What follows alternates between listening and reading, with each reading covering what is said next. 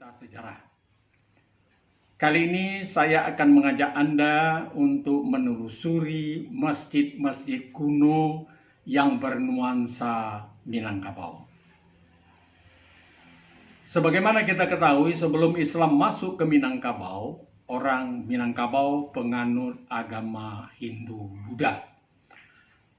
Hal ini bisa dibuktikan dari penemuan-penemuan inskripsi oleh para arkeolog yang bisa kita lihat sekarang ini di tempat-tempat tertentu di daerah Sumatera Barat ini.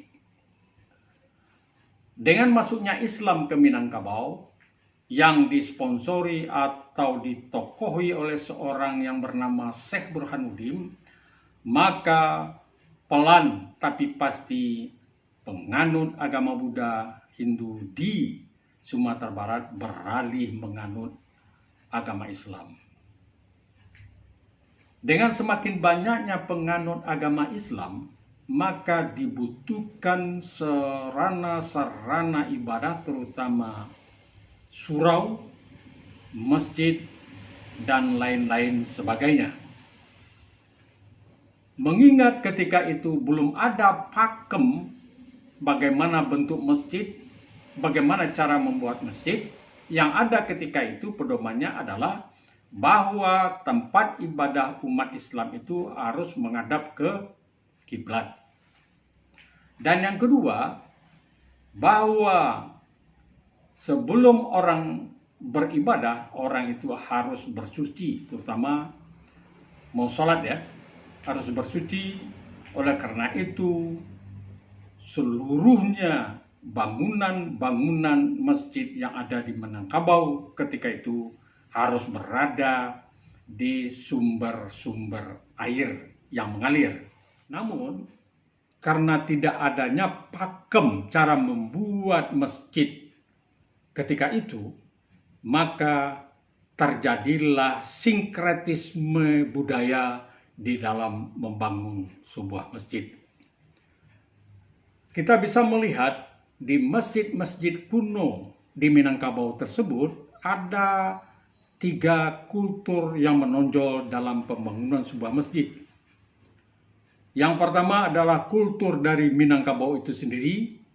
Yang kedua adalah kultur dari Buddha, Hindu-Buddha dalam bentuk atap seperti pagoda yang ada di Dongson di Tibet sana.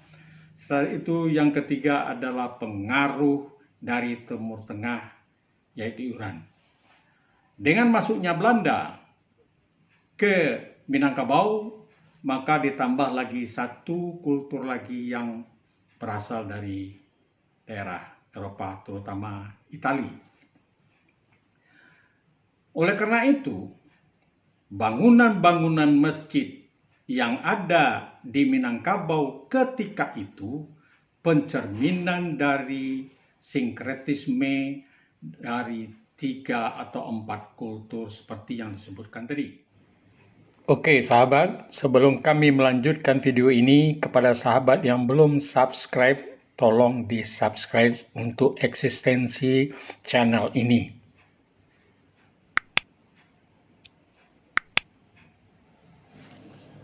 Bangunan masjid kuno ini dengan nuansa pagoda yang di depannya ada minaret.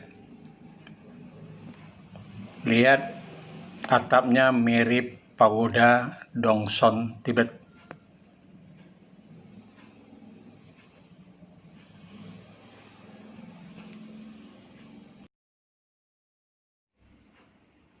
Ini salah satu masjid yang berlokasi di pinggir sungai, yang atap masjidnya kayak pagoda juga.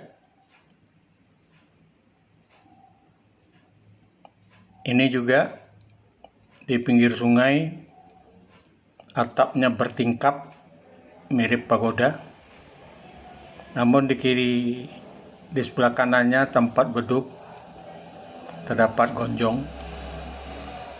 Ini masjid di daerah Taluk Agam, di depannya ada minaret dan juga ada kolam.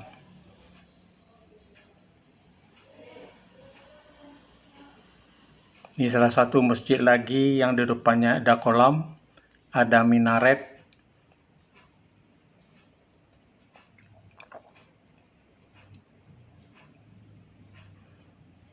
Ini masjid dekat sungai, di depannya ada tempat beduk pakai gonjong.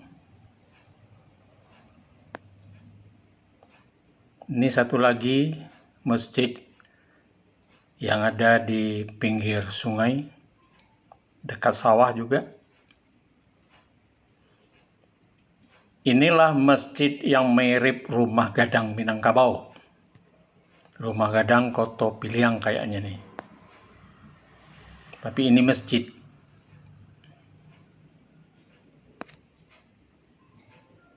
Ini juga di depan masjidnya ada minaret, ada rangkyang, tempat padi, ada menara. Inilah dia salah satu masjid di daerah Lintau yang kuat nuansa Minangkabaunya.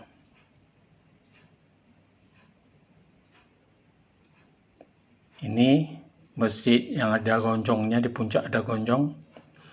Inilah dia Masjid Limo Kaum yang bekas tempat ibadah orang Buddha dijadikan masjid, mirip pagoda. Ini masjid kayu jauh yang bertingkap 3. Ini surau Lubuk Bau yang kental dengan nuansa Minangkabaunya. Dan ini adalah Masjid Rau-Rau yang kental dengan nuansa Minangkabau dan Eropanya, tambah dengan Iran. Begitu juga dengan Masjid Saada ini yang berdekatan dengan Masjid Rau-Rau, kental juga dengan Minangkabaunya, ada gonjong di puncaknya.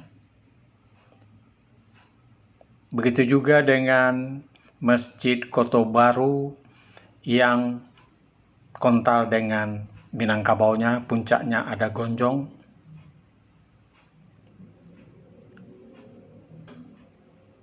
Dan sekarang kita masuk ke Lubuk Bau, lebih spesifik. Ini adalah Masjid Lubuk Bau yang kental dengan nuansa Minangkabaunya. Di puncaknya terdapat menara. Menara ini memiliki 4 gonjong yang mengarah ke 4 penjuru angin. Berada di pinggir jalan. Di belakangnya terdapat kolam tempat berwuduk, dan di sampingnya terdapat beduk tempat penanda waktu sholat masuk.